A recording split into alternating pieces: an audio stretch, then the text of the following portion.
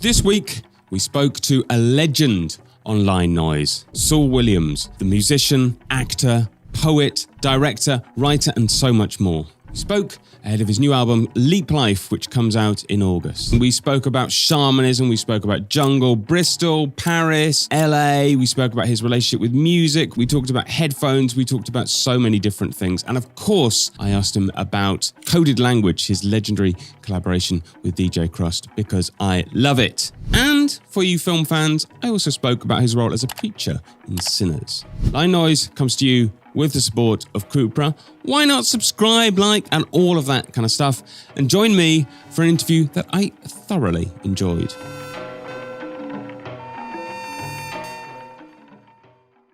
Hey, how you doing? I'm great. How are you? I'm very good, thanks. Very good. It's lovely to see you. Excellent. Thank you. I'll get right to it. The new album is an excellent, it's really an excellent piece of work, really kind of beautifully dense and confusing and deep and full of things. I'm kind of interested in like how your process goes, because it's your first solo full length in 7 years. But obviously you do so many things. Like, are you always making music, or do you just get the sort of itch to make music? How does it work? I'm always making music. It's a part of my my personal creative and like therapeutic process, or like I need to create in terms of music on a daily basis. So in the context of this album, for example, like a lot of the songs I started writing during COVID, but I didn't add lyrics. So like when I say make music, a lot of times I'm really just talking about the music. So a lot of these songs I had worked on musically, but I hadn't gone through the process of really trying to figure out what would go there lyrically, and that was the state of the music when I shared a lot of it with my producer, Carlos Nino. A lot of it was without lyrics, but yeah, it's part of my process of thinking and just zoning out or zoning in has to do with like making music. So when you work by yourself, you say the music comes first, then you add lyrics later. Is that always the case? I mean, obviously I operate as a poet, so there are a lot of times when text, and thoughts and ideas are the driving force behind, expression for me. But usually in those regards, I may not be thinking of music at that time. I may be hearing music that may inspire it, or may not. It may be sparked by something that's happened, something I'm thinking of, something I'm reflecting on. So in terms of music, yes, it's usually the music that comes first, and that births the idea in relationship to music with me. And how about when you're working with someone else? How does that work? Do you sort of tend to send over lyrics, or do they send over a beat and you work over that, or is it you two in a room together? So, for example, with this album, I did some tracks with Robert Del Naja, 3D from Massive Attack, and so I was in a zone where I was I was playing with soundscapes, and I wanted to kind of make a kind of narrative music. I wanted to talk over music that sounded like it belonged to a film, but maybe that was giving directions to the director. And during that time period, Robert Del Naja, who's a friend, was like, "Hey, Saul, here's a bank of sounds I found that if you want to use, these are for you." We had collaborated in the past, and he was just like, "Yo, these are some sounds I found that I thought you might find fun." And so I went through some of the sounds and started playing with them. And so, yeah, here's the response to your question. So like I'll receive sounds. I may not record to them as they're received, meaning that I may chop them up, I may work with them or play with them in a way that or structure them in a way that works for me, that is inspiring for me. And then I'll write to them. I should say the new album is called Leap Life. I don't think I've mentioned that yet. So in the introductory notes to the album, you asked the question, what does it mean to trust the moment? And I wanted to throw that question back to you. What does it mean? What does it mean to trust the moment? Well, I mean, it depends on the moment, right? But what I'm thinking of when I question that really has to do with, realizing that in many ways we've been prepared, or we've been preparing for certain moments when they arise, so that we don't have to necessarily respond to them in a way where we're like, oh my gosh, I don't know what to do. Maybe you do know what to do, and maybe just trusting, the process and what have you. What that really had to do with the fact is what that really had to do with was the fact that a lot of these songs lyrically are improvised, and what that means is that I would spend time working on the music or working with Carlos or what have you on the music, and then go into the sound booth and see what comes. And in the sound booth, I'd be reflecting on many things, right? Not only the sound and what that was pulling me toward, but also whatever I'd been reflecting on, whatever crossed my timeline, whatever conversation I may have had, whatever books I'm reading, all of these things, and trusting that these things will find their place and take an interesting shape without overthinking it. Because you mentioned books, this is a question I love to ask people. Can you recommend us a book? Sure. I just not just finished, but the book that comes to mind is a book called Harry Haywood. It's called, what's it called? Black Bolshevik.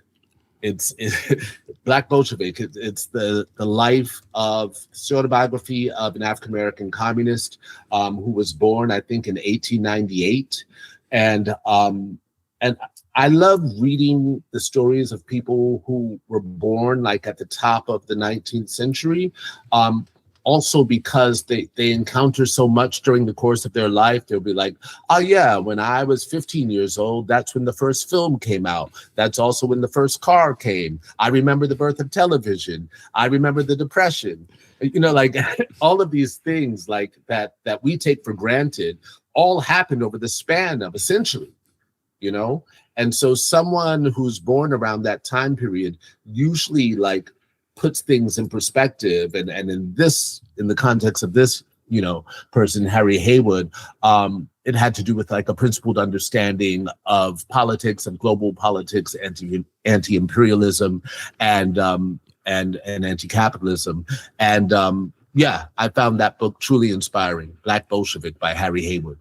I've got to say, I've just looked it up, and you can, of course, buy it. But it is also available from the website of, the Marxist International Archive. So, yep, if anyone wants to get it. Oh, no, it looks a fascinating book. Leap life is informed by many things, one of which is ideas of ceremony and shamanism. Could you explain a bit on that?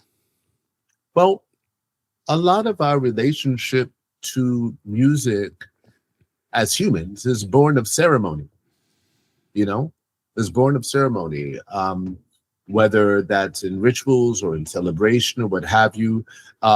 Music has specific origins, and ceremony is one of them.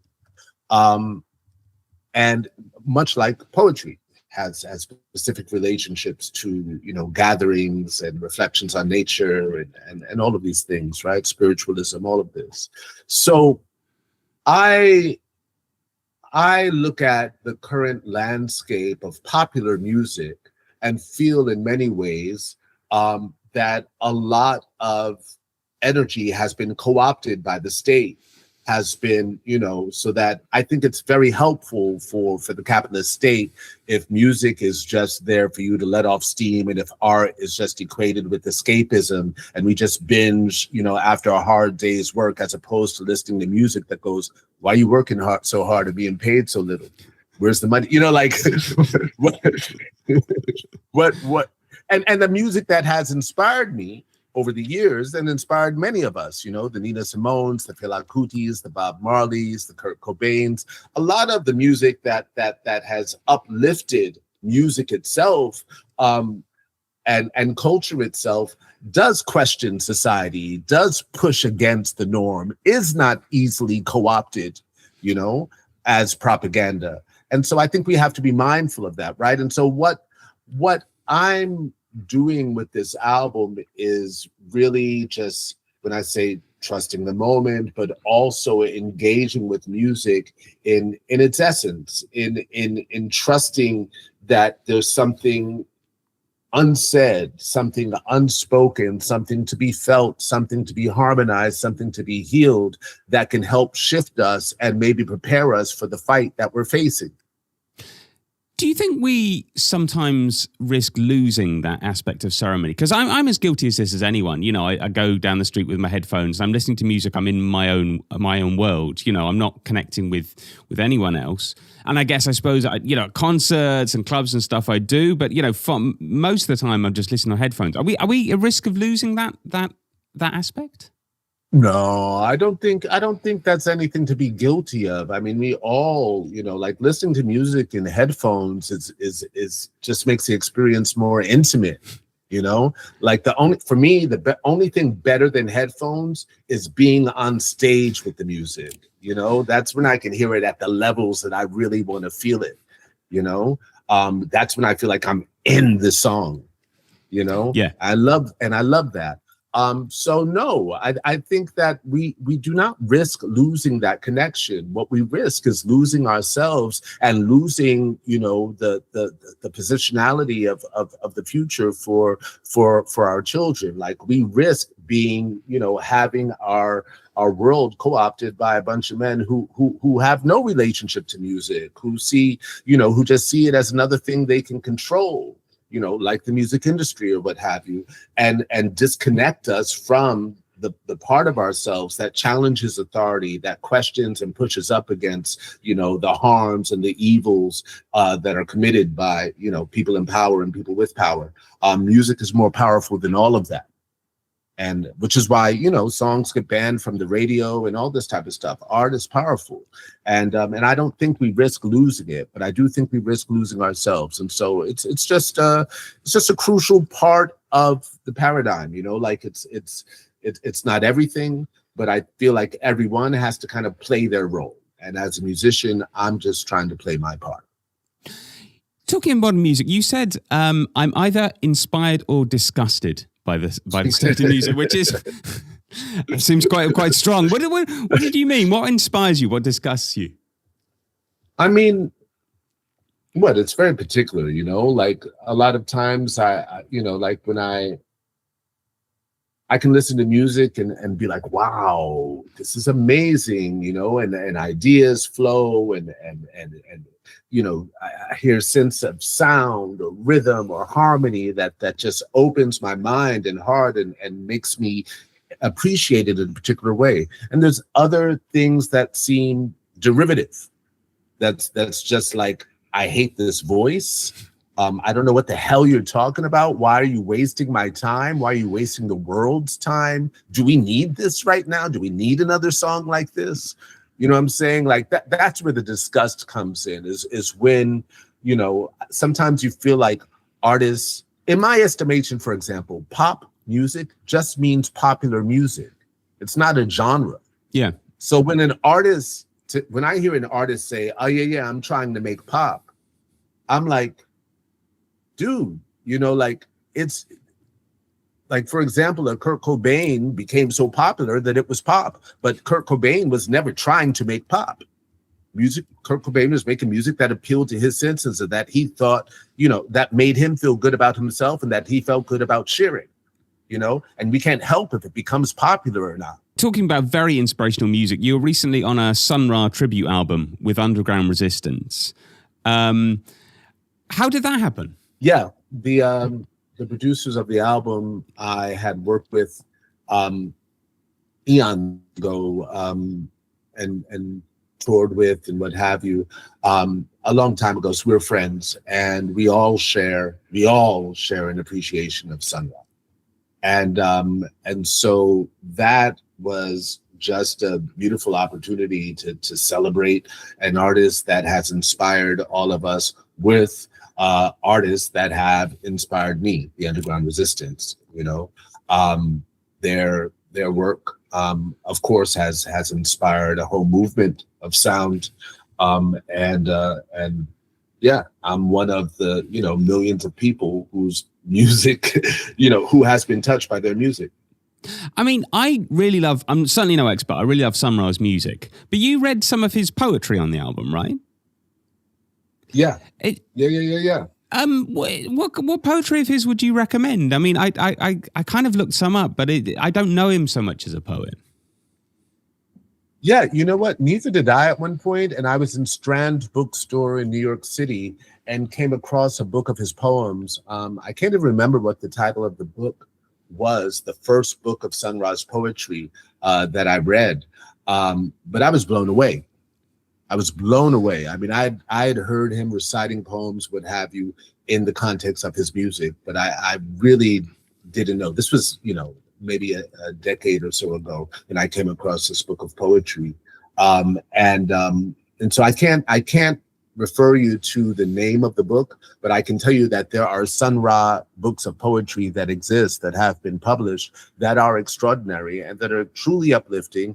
And it helps put the music in a context where you really understand his relationship to, to this planet, to the spiritual essence of music, and to humanity. I wanted to go back just for one moment because I wanted to ask you about Coded Language, your song you did with DJ Krust, which is an absolute tune. I absolutely adore that tune. And so I thought, I've got the opportunity. How did that happen? Are you a big fan of like jungle and drum and bass? Hugely. So that, of course, that happened a long time ago. I was living in Brooklyn, New York at the time. I'm from New York. And I had been a huge fan of jungle and drum and bass since the early to mid 90s, along with trip hop and what have you. Like as a New Yorker, where, the music that was coming out of New York at that time was pretty awesome itself. But I was also extremely inspired by what was coming out of the UK, and particularly Bristol at that time, right? And so one of my early trips to the UK in the late 90s, I was invited onto the radio show with Benji B. With Giles Peterson, whose young protege at the time was Benji B. And so it was Giles and Benji together. And this was during the time of the Talking Loud label. And I had already met Ronnie Size in New York. And he was like, I really want you to meet my friend, blah, blah, blah, blah, when you're in London. And so Ronnie and Krust came to the radio station while I was there and were like, do you want to come to Bristol and record something?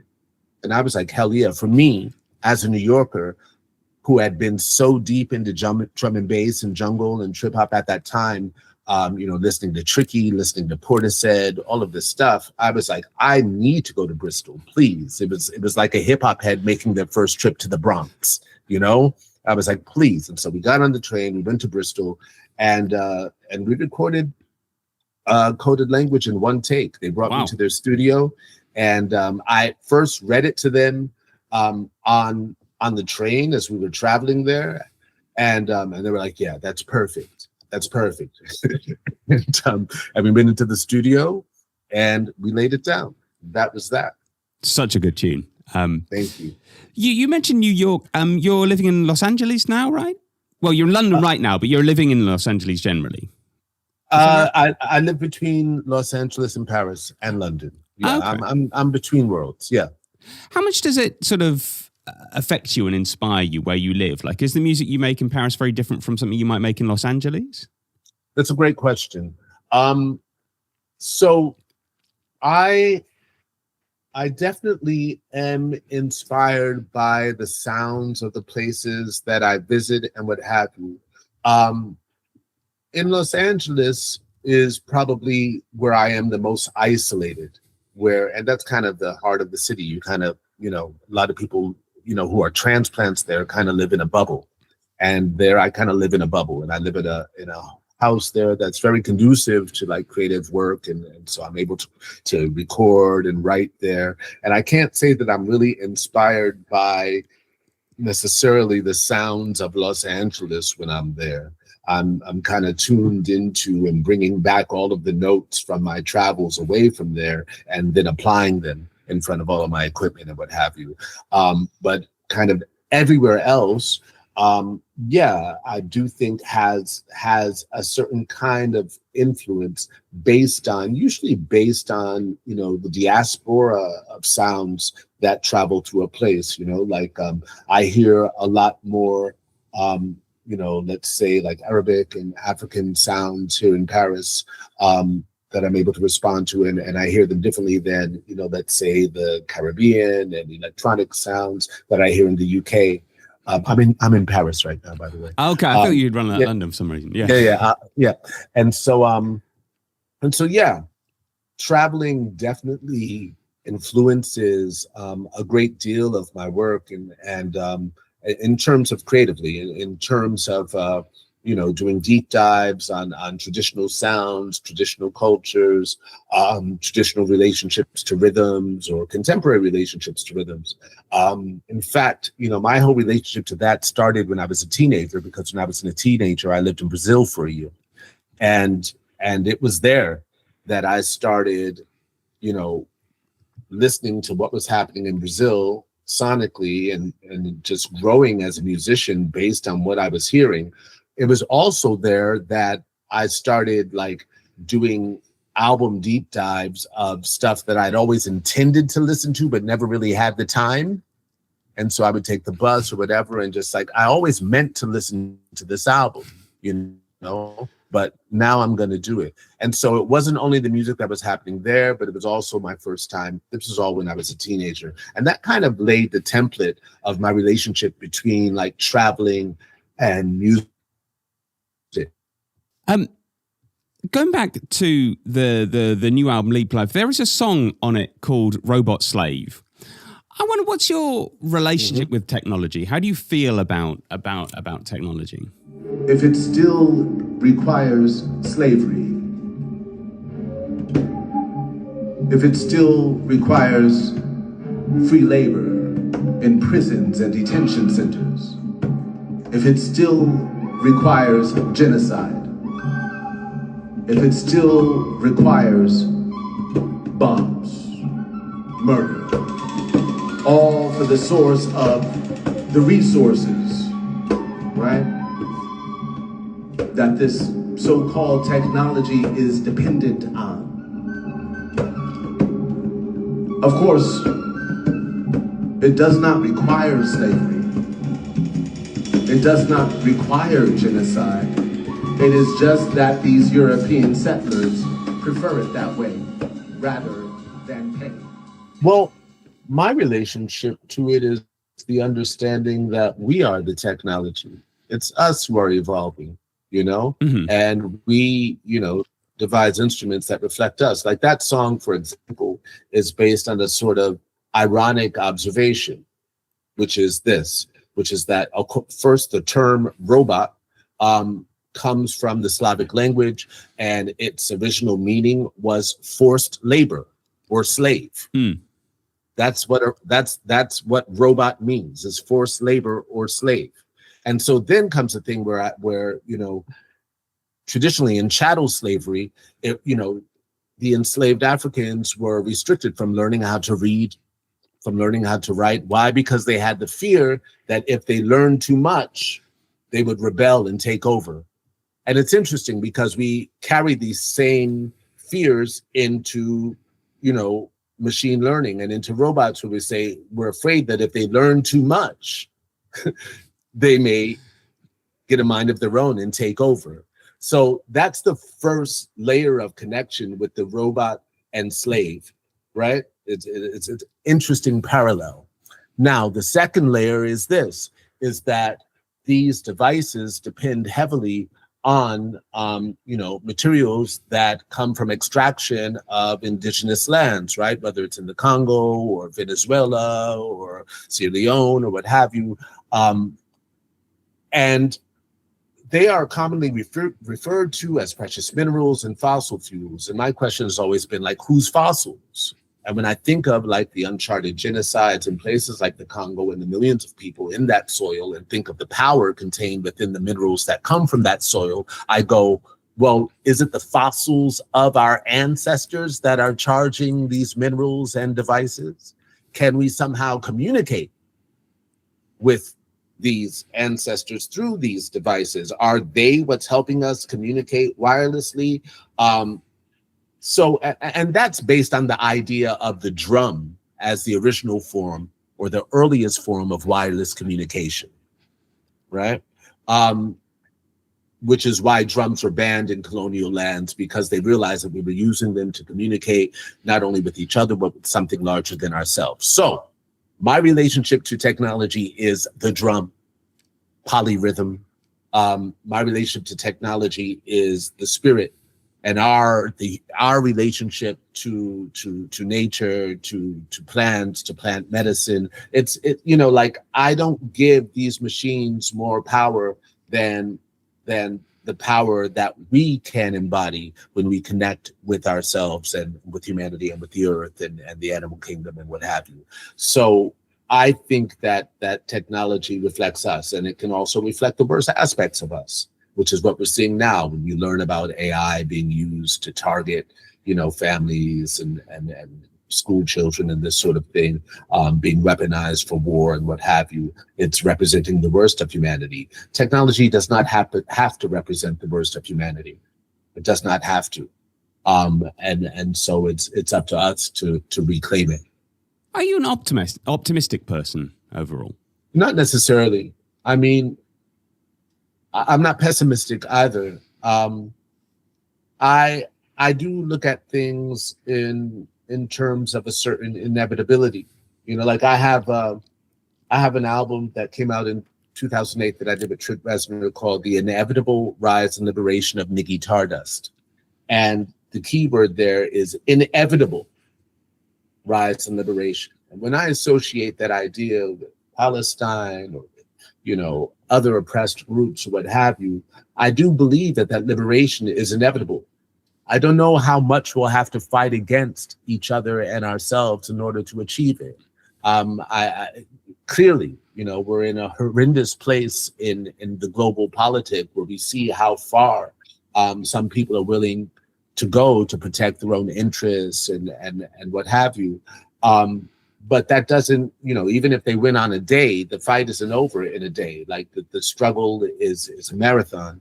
And so, no, I'm not optimistic necessarily, but I do operate from a sort of understanding that this fight is a process, and it's just a matter of time. I wanted to ask briefly. I honestly don't watch many films. I should watch more. It's not a good, but I don't. But I did watch Sinners, and I didn't know you were going to be in it. And neither did I. And then when you popped up as a preacher, it's a really, really great role. Like it kind of got me thinking, like how appropriate is the role of a preacher for you? I mean, because you're great at talking and emoting and getting on stage and saying important things. I mean, how did you feel like a real connection to that? Well, I should be, full disclosure. My father was a preacher. Oh, right. Sorry, I didn't know that. Yeah. That. So my father was a preacher.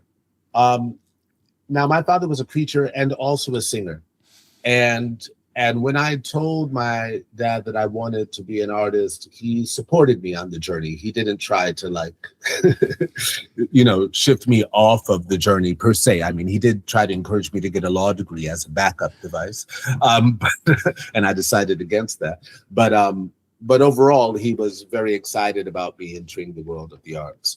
But yeah, he was a preacher. He was a preacher from Brooklyn.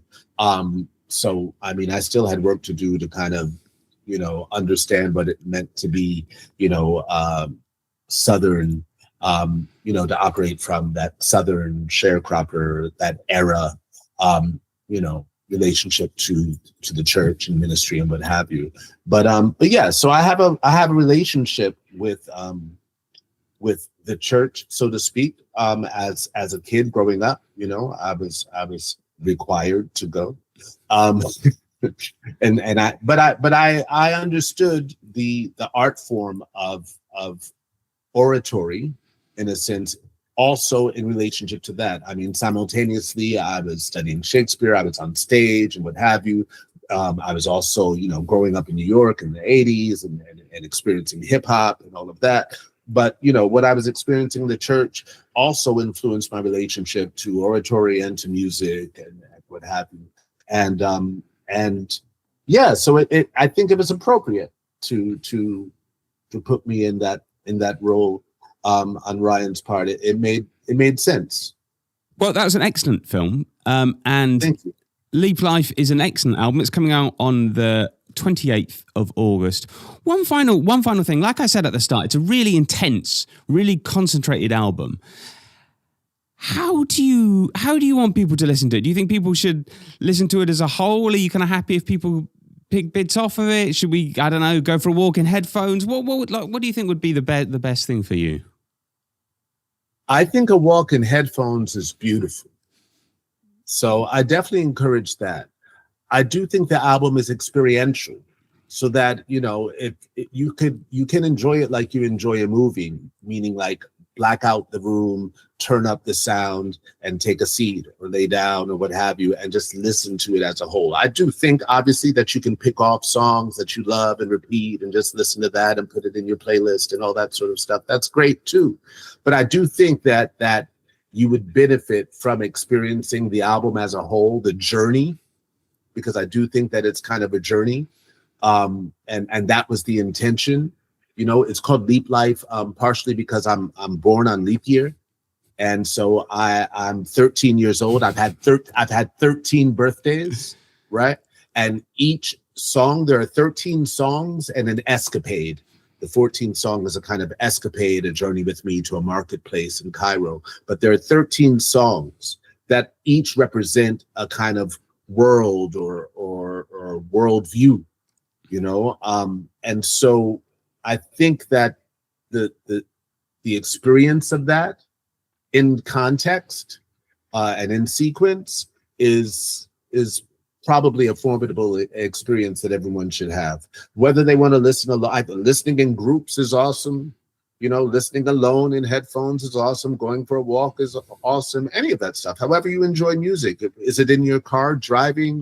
Depending on where you live, it may be, going in the car and going for a drive, however it is. But, warning that it is, there are moments that are highly danceable. And, warning, highly danceable moments. Warning. Saul Williams, it's been an absolute pleasure. I will be taking the headphones route, because that's how I really like to listen to music. On August the 28th, I will take it out with my headphones. But thank you so much for taking the time. You've been very generous. Thank you. And congratulations again on the album. Thank you so much. And enjoy your headphones. I will. Yeah. All right. Take care. Cheers, Bye. Ciao.